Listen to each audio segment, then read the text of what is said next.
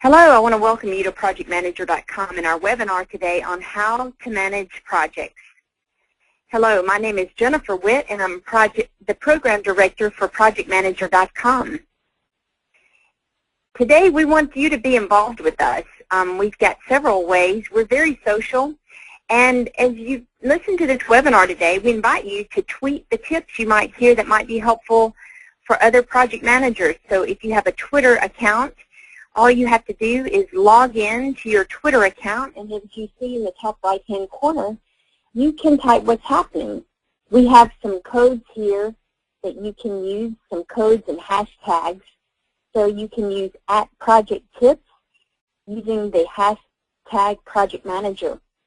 For instance, up at the top I have one @ProjectTips and Trends in 2012 for project managers. And you can see that comes up on my own Twitter account. And then as well, we have ProjectManager.com has a very active LinkedIn group, has over 100,000 members, so you can definitely leverage the community of project managers on other questions you might have. So we invite you from, as you go along, start a discussion and get others involved in questions you might have of your own on how to manage projects.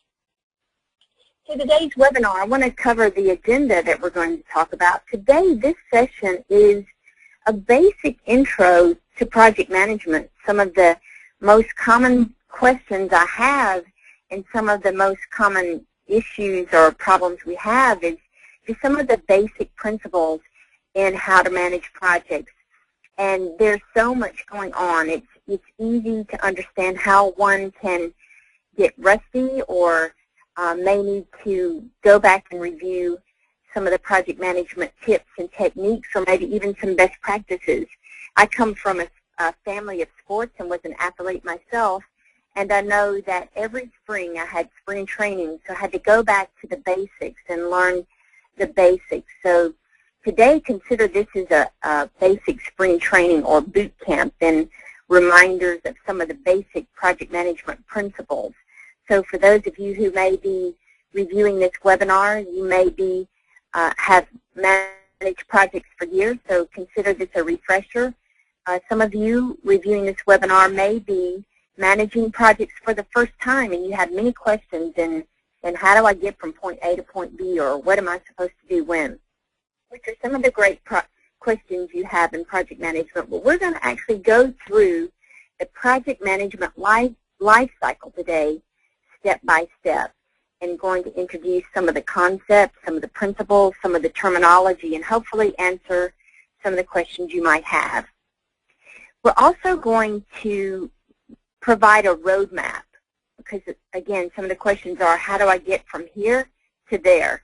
So we're going to provide a roadmap for you in how to navigate, and if you find yourself lost in a project, how to get back on track. We're also going to provide some project management resources and give you some ideas on where you can go for additional information for your projects. And then, last but not least, next steps. One of the main things that I like to know once I've had a training or session or overview is, like, where do I go from here? What are my next steps? So we want to provide you some ideas of next steps that you can make on your own to implement some of these strategies. So for the project management life cycle, I'm sure no matter where you've been, this probably looks familiar to you. Some of you may have heard of the life cycle of plan, do, check, and act. Well, this is similar. This is the project life cycle. And for those of you who may be familiar with PMI, the Project Management Institute, who also has come up with the PMBOK guide, the Project Management Body of Knowledge. We're going by some of the basic principles that you may see familiar from the PMBOK guide.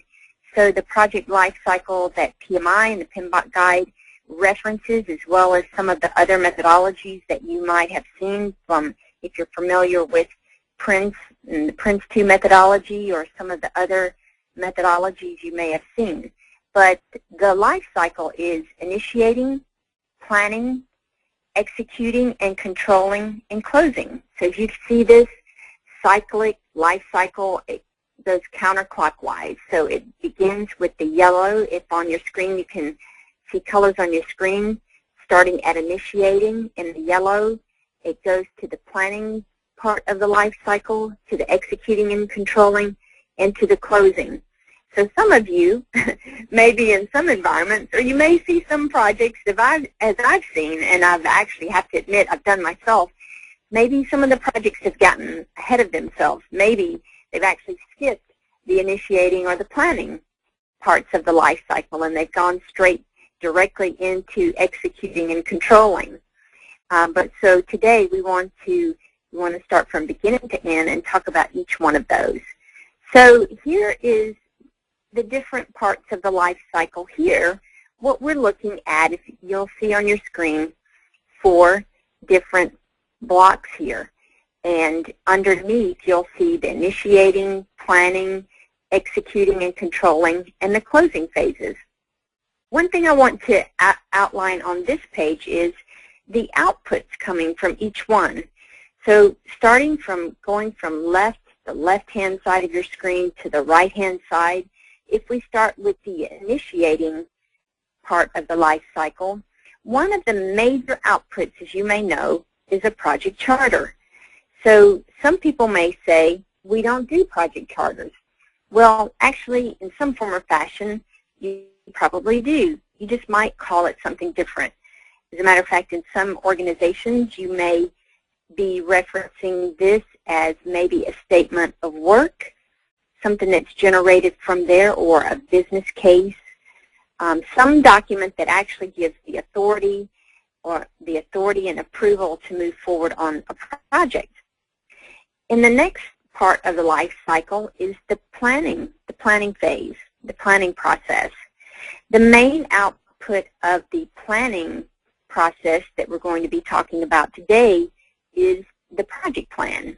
And the project plan is composed of many different plans that we'll talk about today, such as the risk management plan, some of the other plans that are broken down. So that gives you, think of that as the plan that you're going to use in the next phase. Consider that your execution plan. So the next part of the life cycle that we're going to talk about is executing and controlling. So that has to do with the performance reports, issue logs, risk logs, change logs, deliverables. So in this part of the life cycle, we'll talk more in depth today about each action that takes to execute the plan and some of the things that we have to do to actually control it, meaning if it gets off track, if it gets off schedule, if you notice it's out of budget, then these are some of the mechanisms that we use to actually get the project back on track. And then last but not least is the closing process of the life cycle. And I don't know about you, but I've seen on some projects where before the project ever ends, part of the team starts disbanding and many of the closing activities are not done or not completed. So you as the project manager is left with holding the project bag, and you don't have the many different things that you need to actually close the project out formally. Some of the things we're going to be talking about today are some of the outputs from the closing phase are the user acceptance and their final approvals, some of the final reports indicating the finals versus the actuals, project documentation that needs to be archived for future reference if you ever need to go back and look at anything. Many projects are executed in maybe a phased approach. So maybe one phase is completed, so you'll need to reference those documents for later. If you happen to be working on a technology project, you'll want the documentations maybe to reference for requirements or the next phase. If it's construction, again, or any type of project, you want to be able to archive those documents for members of the project team to access later or new project team members. And last but not least, the lessons learned, because the lessons learned should be documented along the way. However, formally, reviewed with the project team. Again, if you happen to be on a project that has a second phase or next phase, you'll want to be sure to review those lessons that you've learned so as to not to repeat some of the things that maybe worked against you during the project, but also you want to leverage and continue doing some of the things that worked really well for your team or you learned that actually enhanced your performance along the way. So you want to keep doing the good things and stop doing the bad things.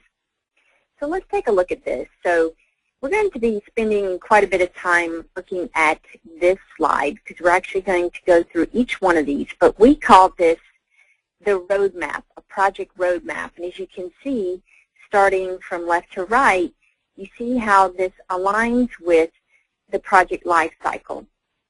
It actually shows the project initiation, project planning, project execution, and project closure. So let's start from the beginning.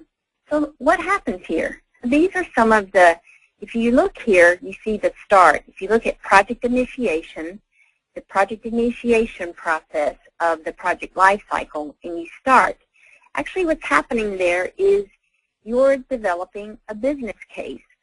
So you as the project manager may not be responsible for actually developing the project, the business case, but you are involved in coordinating all of the people, all of the members involved, required to put together the formal business case for this project. Again, in your environment, you may not refer to this as a business case, but this is a document that justifies why are we doing this. Many times we can get so focused on the task of the project, or we're midstream in the project and things are getting tough and timelines and deadlines and budgets are getting cut, and people forget why they're actually doing this project. So the business case is something that you can always go back to keep people aligned in why are we doing what we're doing. So you develop the business case, and again, you as the project manager are the one responsible for coordinating all of the members who provide input into the business case. So once you do that, you undertake a feasibility study, actually take the information in the business case and people on a team, or you pull people together to do a feasibility study and actually see, is this feasible for us to do? Is it worth our while? If we spend money on this project, are we going to make more than what it's going to cost us? Many companies now, especially today, as they're coming out with new products, they're trying to go to market with new products, new enhancements to meet some of the market needs. So many companies want to be first to market.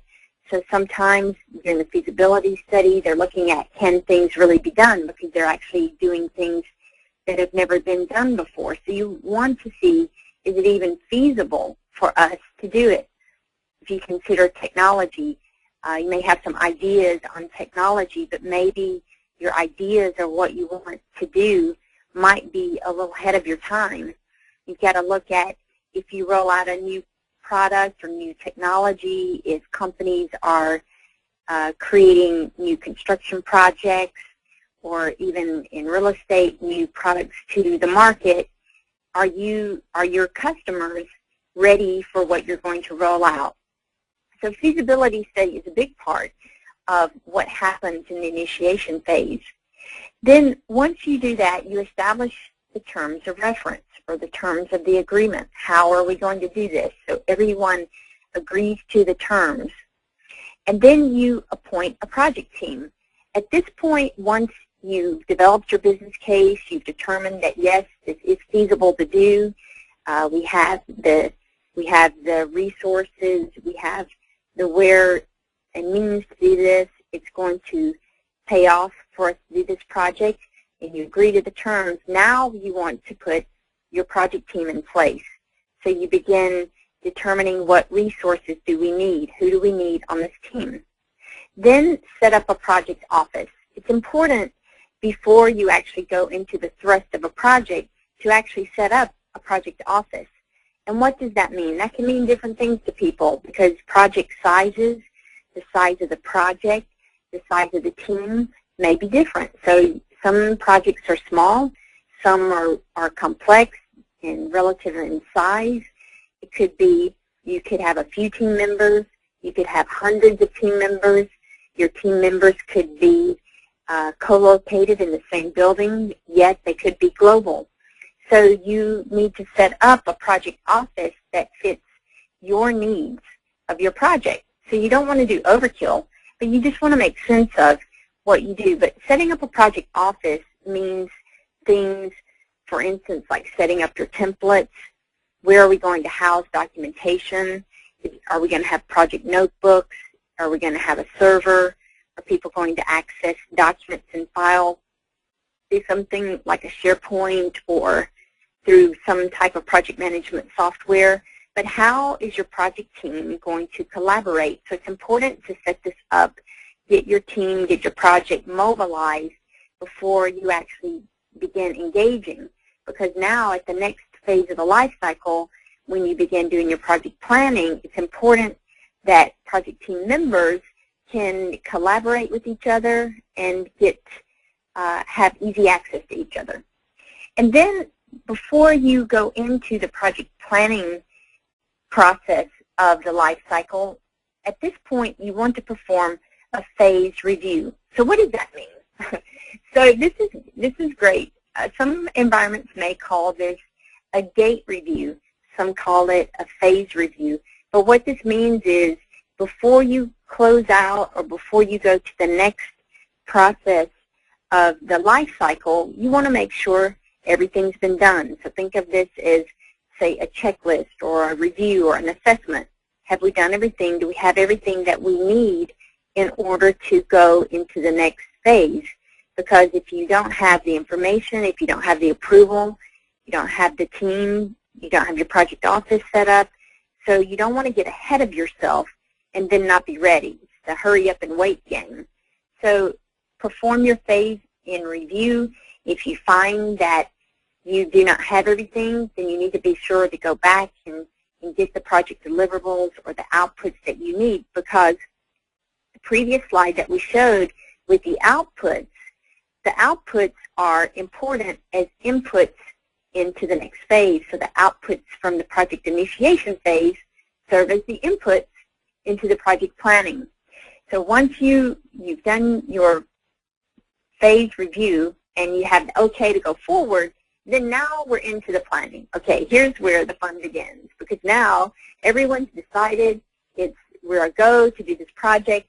Now we have to determine, or we have to get the people involved to determine how are we going to go about doing this. So we need some people to go through and dice through or come up with the details of this project. So what does that mean? So one of the primary things that we create here is a project plan. So if you think of a project plan as a execution plan, again, my background is sports, so in sports you have an execution plan. So for every game that you're playing, you know what the plays are, you know who's going to be playing what position, and how long and how to do the plan. If you think of maybe cooking, this is your recipe. Or if you're building a house, consider this as your blueprint. But the project plan is the plan that you use to determine how we're going to go about doing this project. The major output of the project planning phase. So you create your project plan, and previously on the previous screen, on the outputs, we mentioned that the project plan is composed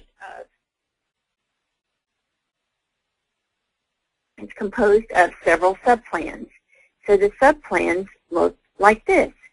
You have a resource plan. What resources do we need?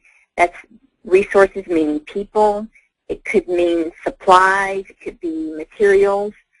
The financial plan, what money, what budget, how are we going to get money?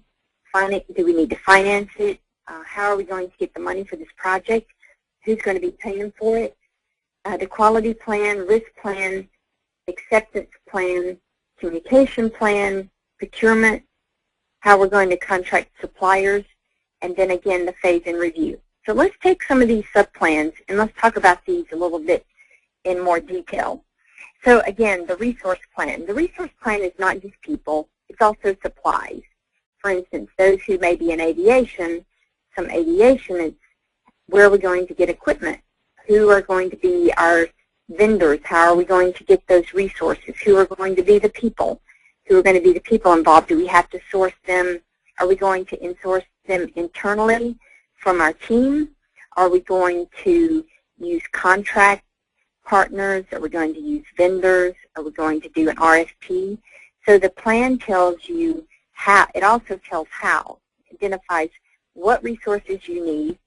It indicates how you go about getting the resources.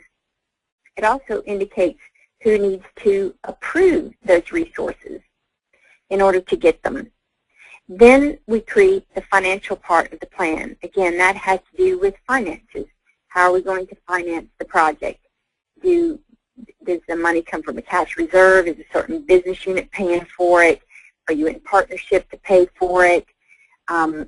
If anything changes on the financial plan, how are we going to do it? What is the process? Does it come through a certain board? Are certain people authorized to make those decisions? Who gets the final approval of anything changing on the financial plan? Then we create the quality plan.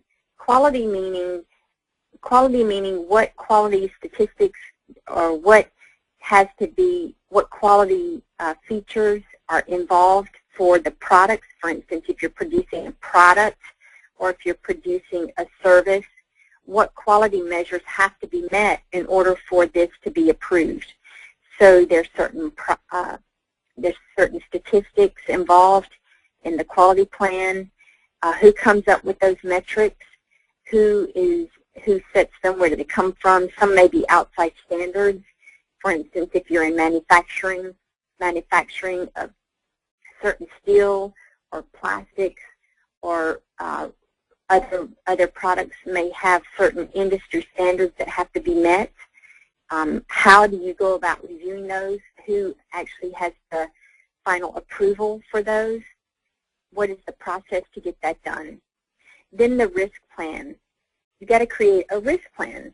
So a lot of times many people are good at identifying the risk, but maybe not so good at identifying, okay, now that we've identified the risk, how do we go about assessing the risk, the impact of it? Is this a small risk or a large risk?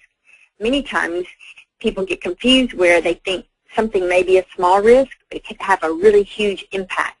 Or something could sound like a huge risk, something really big, but if it really happens, it doesn't have much of an impact.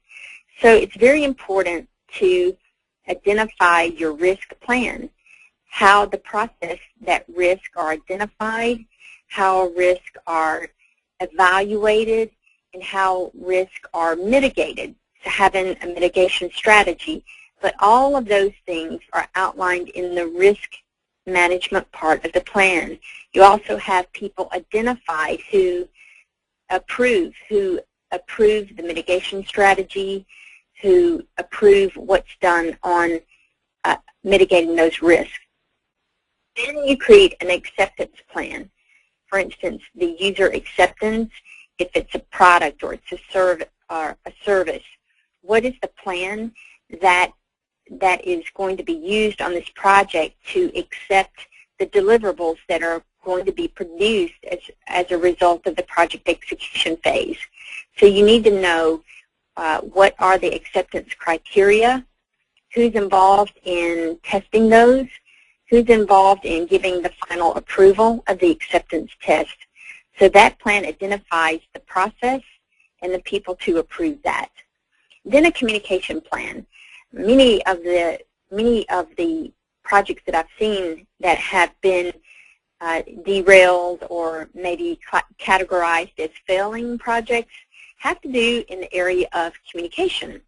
Either no communication is happening or maybe an extreme of too much communication is happening, but that too much communication is providing too much information to the wrong people in the wrong format. So one of the most important things of the communication plan is identifying who needs what information, how frequently do they need it, what intervals, and at what level. For example, one of the biggest complaints of the executive committee or maybe your board of directors or some of the stakeholders is they get too much detailed information, but they don't get information at a high enough level that they can see things from a big picture and the indicators and the dashboards that they need to see to make calls, maybe shift the direction or make important executive decisions that they need to make. And they can't do that with too much information, too much detailed information.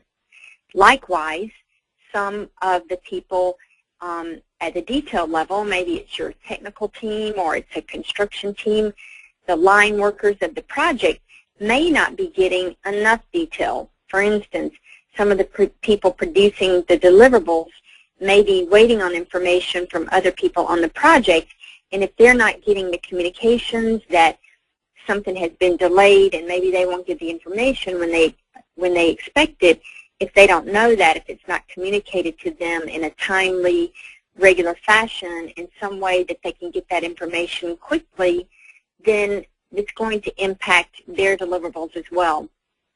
So to me, the communication plan is one of the most important plans of the projects.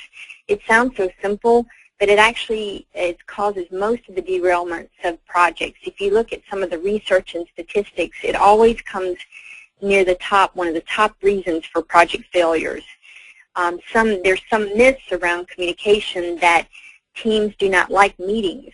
Well, that's actually a myth because people do like meetings. People do not like meetings where there's no agenda.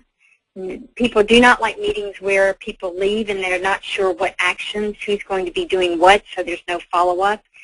People do not like meetings that last too long or maybe the wrong people are involved. People do not like meetings where they do not start on time, they do not end on time, and they do not cover the agenda. And then some people just refuse now to go to meetings where there is no agenda. So there's simple things that can be put in place. Schedule meetings regularly, keep them on time, on track, have a specific agenda, keep to the agenda, log anything for sidebar to be covered later, but keeping things on track and getting information flowing at the proper levels is very important. So can you tell I like that one? I really love the communication plan. So the next one is creating a procurement plan. So depending upon what type of environment, you may be involved at different levels. So for instance, my background is in large corporate, so had an entire organization who handled procurement or supply chain. And in some groups, some of my colleagues are involved in, they handle the procurement. And so it depends on your environment. However, needless to say, whether you're the one coordinating the procurement or if you have an entire department, then the procurement plan is still important. And again, that has to do with how you're going to procure resources. Are they going to be sourced? Are they going to be in-house? How are you going to procure equipment? How are you going to get it there? And so that's the important part of the procurement plan.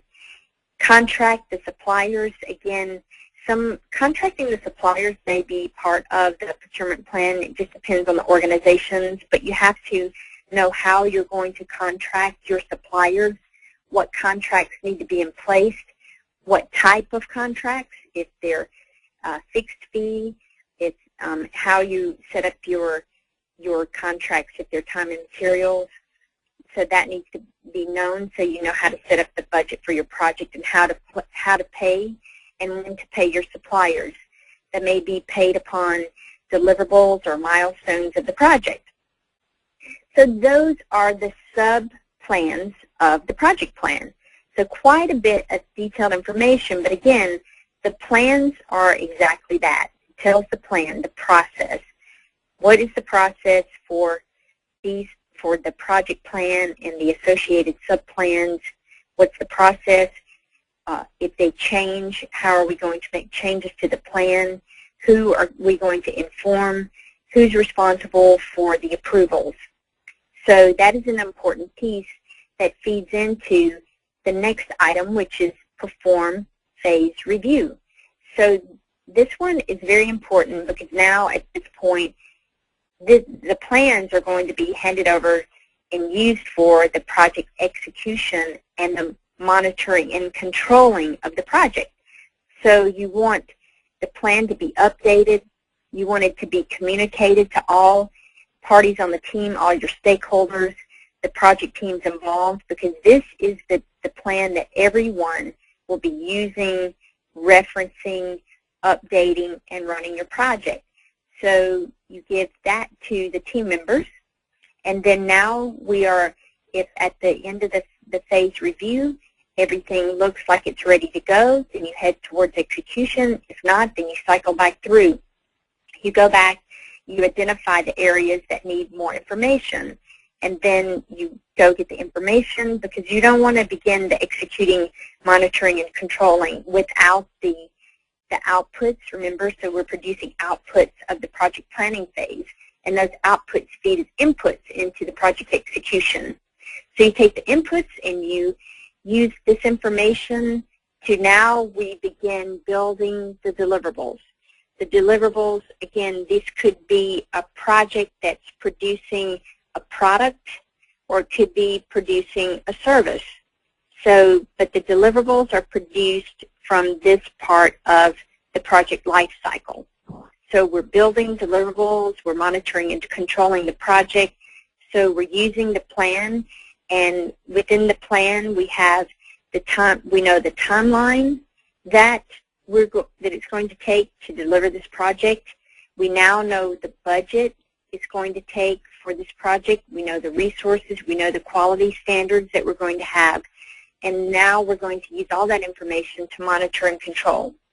So if you look on the screen, you'll see the yellow blocks. And these are the controlling mechanisms that we use for the project.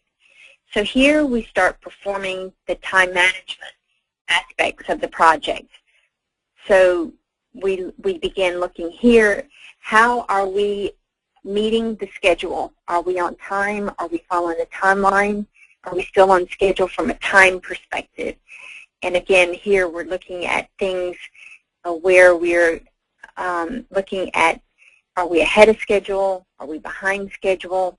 If we're behind schedule, what are the things that we have to do to get this back on track? So we go to the project plan to see how we get that back on track. Then we're also looking at cost. So we perform the cost analysis. So during the executing, monitoring, controlling part of the phase, the team members are providing information back to the project manager on where they are. They're providing project status. Remember, from setting up the project office, you have some type of system in place to measure the timeline and the cost and the budget. So as deliverables are being produced, so you're spending money at this point. You're spending money on people resources. You're spending money on products. And maybe if you were getting some piece of equipment that maybe was delayed and you had to execute getting equipment from some other area, maybe you forgot something out of the project. You didn't identify some piece of materials, maybe equipment or something, some supplies, so that you didn't account for. That goes back into the cost management system, because we have to see, are we still within budget? Are we over budget? Are we under budget? Those are the type of things that we're looking for in the cost management. Then we perform the quality management part of the project. Again, this is more around quality statistics. For those of you who may be in manufacturing, there are statistics that come out in maybe the gauge of steel, maybe the gauge of plastics or any kind of materials. It could be something where if you're producing software, maybe the quality of it is, it can't have so many defects. It has to, the software has to work at a quality level. So some organization or some group or your internal group is providing the metrics of what must be met. And then as the deliverables are produced, you're comparing, okay, how does this meet? How does this gauge, or how does this measure up to the statistics, the quality metrics that we have to meet? And if it doesn't, again, it goes, you use the associated part of the project plan to say, uh-oh, this is not meeting the specs, this is not meeting our quality objectives, what do? So you go back to the quality management part of your plan to determine how do we get this back on track. Who needs to review this? Who needs to approve it in order to get it back on track? Is it acceptable to let it go as it is, or do we have to scrap this and start over? Then we look at performing the change management. My favorite part is, as a true project manager, once I get my beautiful schedule made and all of the timelines and all my resources that I want, maybe I have my dream team, and then what happens?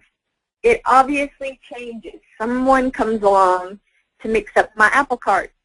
So I have to start over. I have to make changes to my schedule, and maybe I have to swap out some team members, or maybe something got delayed.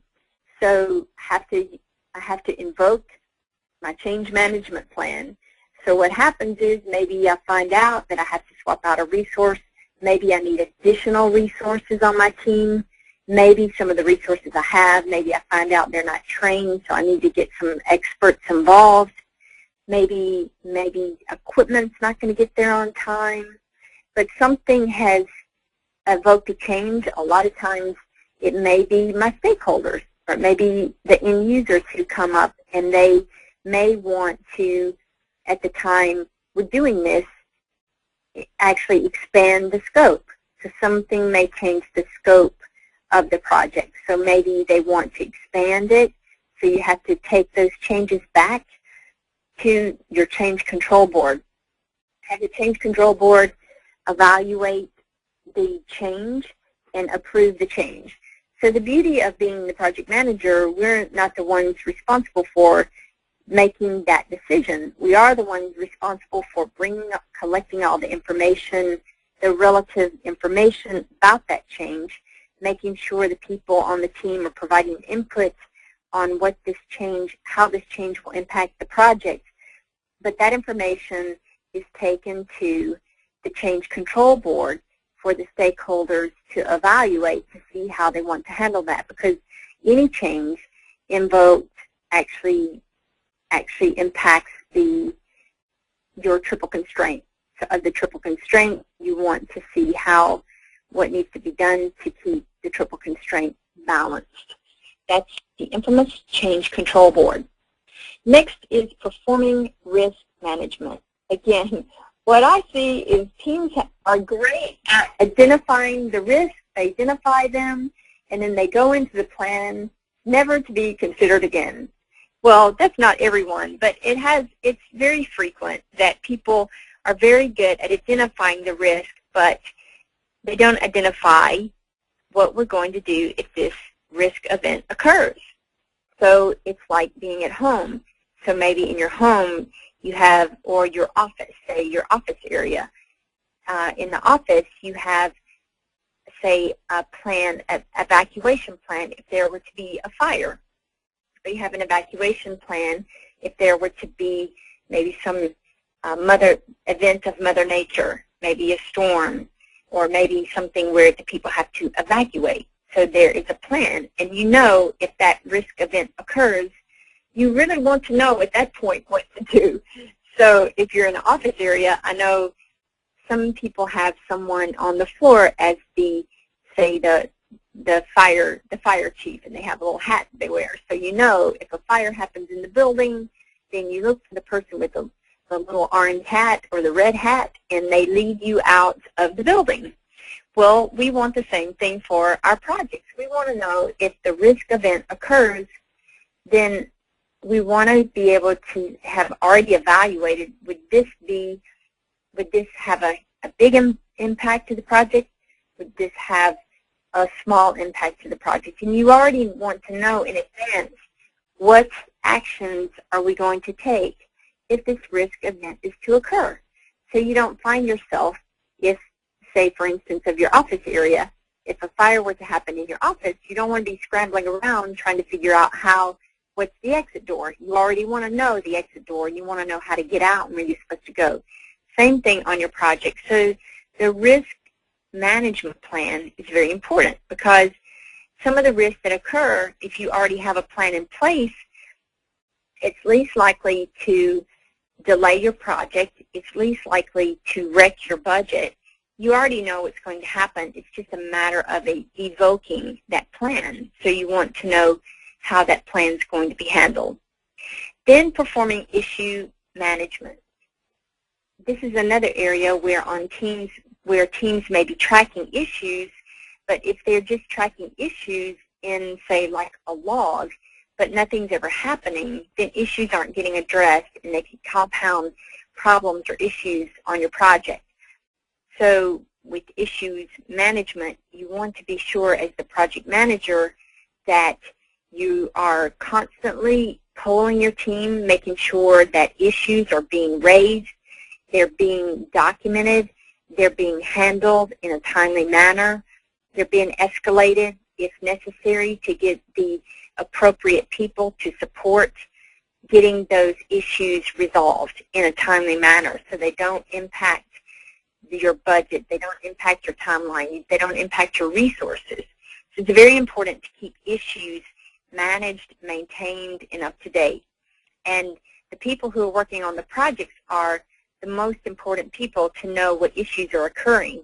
So you want to look for, as a project manager, you want to make sure your team members aren't sitting on those or hiding those. If you've seen in some environments where maybe for political reasons people don't want to indicate that there is an issue going on because they don't know the political ramifications that may happen, they may not want to get blamed, so they sit on issues. So not only have you got to constantly make sure that issues are rising, but you've got to take signs from your team. Does this make sense? You know, does it seem like things are taking too long, or you can tell from the behaviors of your team if someone's hiding an issue that needs to be surfaced. Generally, if it's surfaced, again, it can be the issue is raised, it's addressed, it's handled, it's escalated, or whatever needs to happen to get the issue gone. The other one is perform procurement management.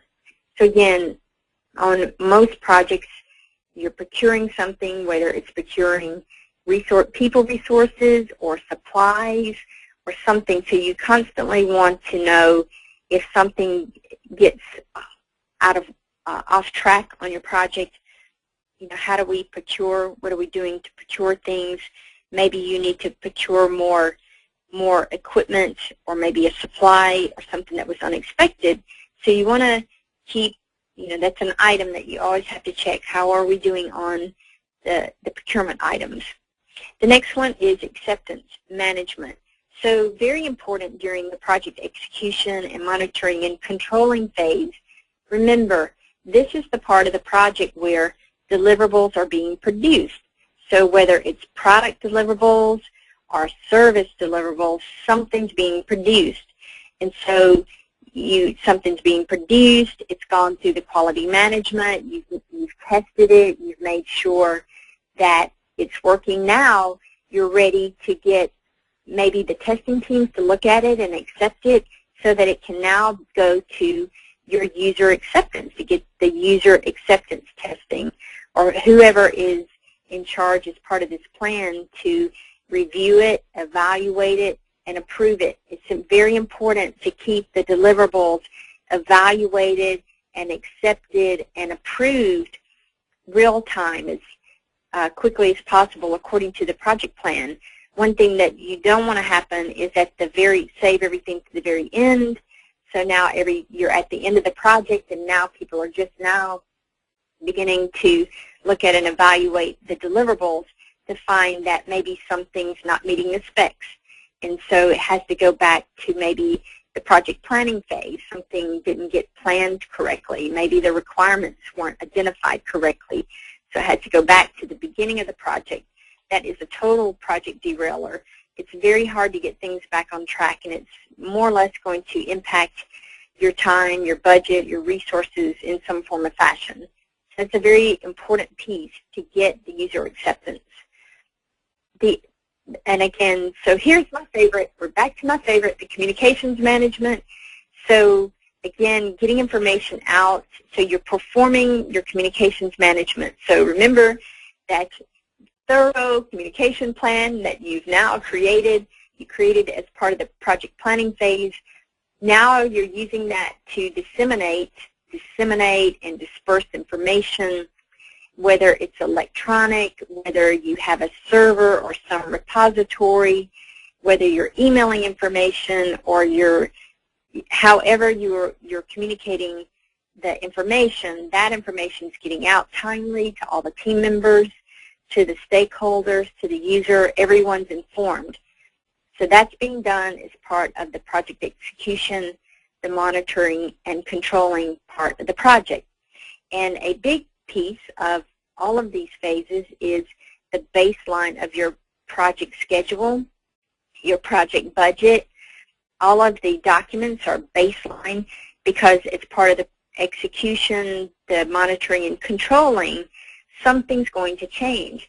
So one thing that would help improve the statistics of failed projects is to go back once something does change, and we know it always does at some level, in some form or fashion, something changes on the project.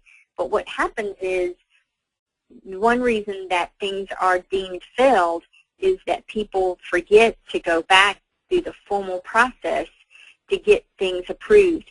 If a change occurs and you go through your change control process of your project and it gets evaluated, it gets approved by your change control board, they're making the decisions of how they approve if it's going to impact the budget, the schedule. They help manage the triple constraint. So if you take that to the change control board, everyone agrees, and the plans, the project plan, the schedule, the timeline, the budget all gets re-baselined because everyone's now agreed.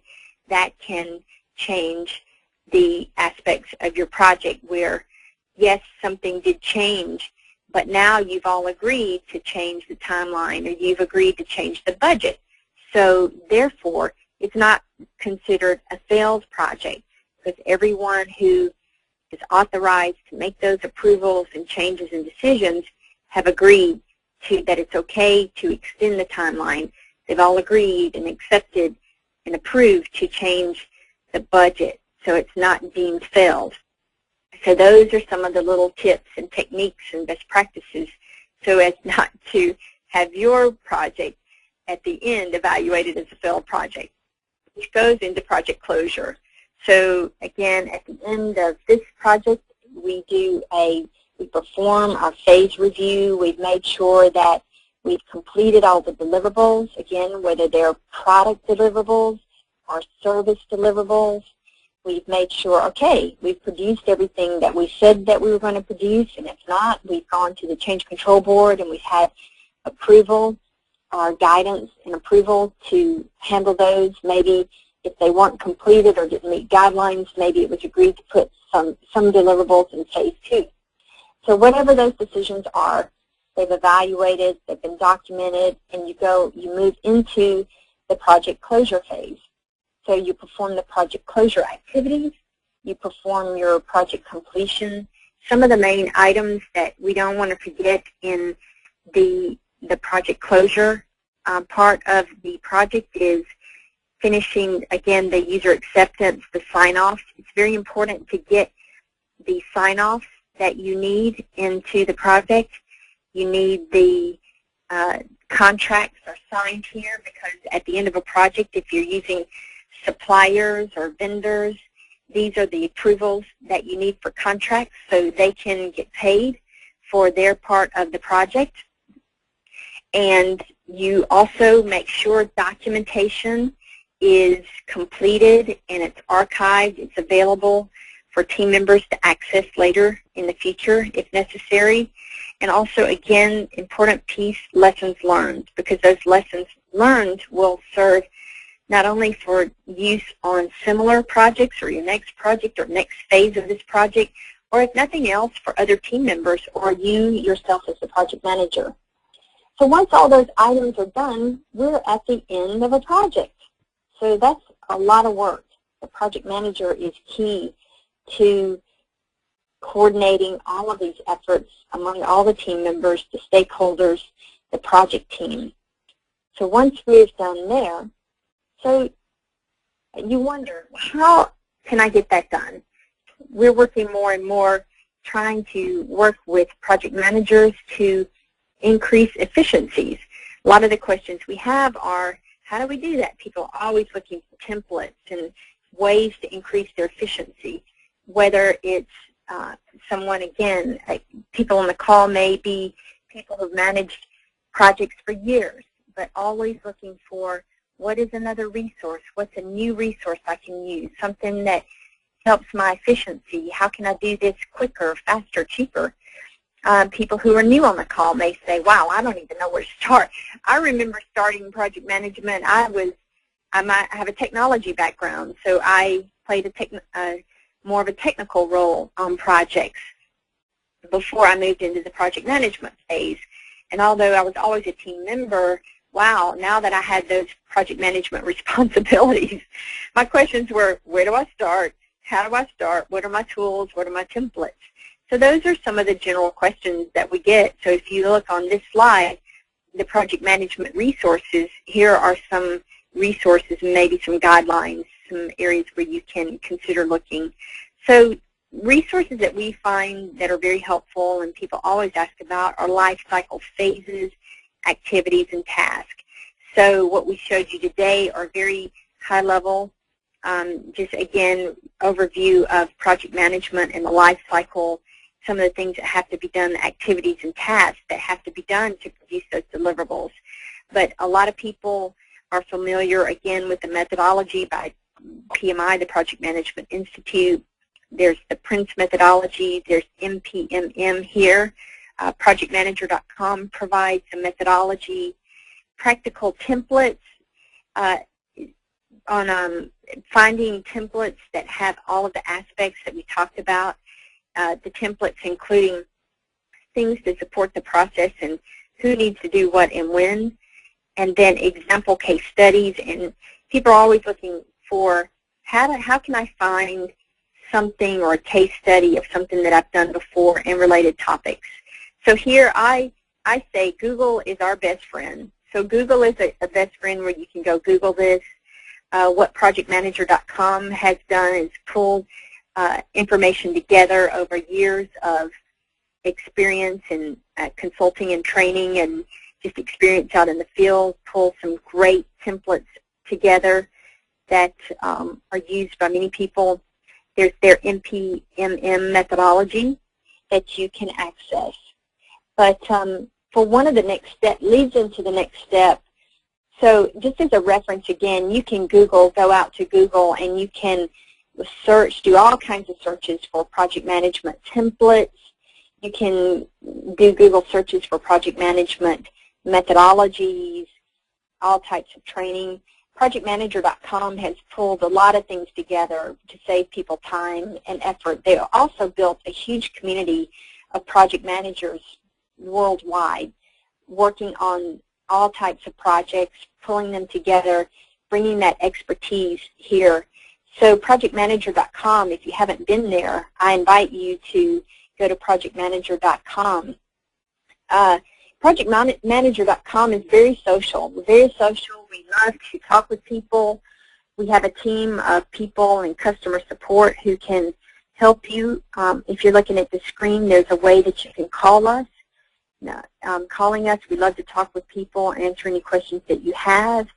If you are more of an email person, you can email support@projectmanager.com with questions you might have. Here's what I love. Join us. We have a very social project management community out there. If you go to LinkedIn and you search for Project Manager Community, you have access to over 100,000 project managers who are very active. You can look at some of the discussion groups and they're solving real-time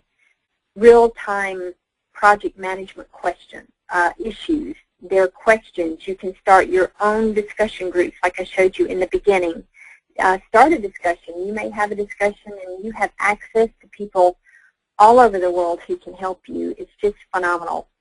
If you want to follow us, we tweet out project tips all the time. We hold webinars, videos. We do research. We are always sending out project tips. So you can find us at twitter.com project tips and follow us, and you'll get those automatically. You can like us too. We like people to like us on Facebook. If you go to Facebook and you search for Project Manage, you can see things posted on the wall. You can see other people connected. But here's the thing that I would invite you to do too. Here on projectmanager.com, they're offering a 30-day free trial. You can check out some of their resources, their templates. It's a very great tool. They've integrated some of the social features. If you go to projectmanager.com, you can actually go through a demo. You can do a demo and do the trial. It's just a really great tool. I can't say enough about it. So I want to thank you for joining us today. So again, I'm Jennifer, and myself and the entire team at projectmanager.com. Thanks you for joining us, and we hope you visit us soon. Take care for now. Bye-bye.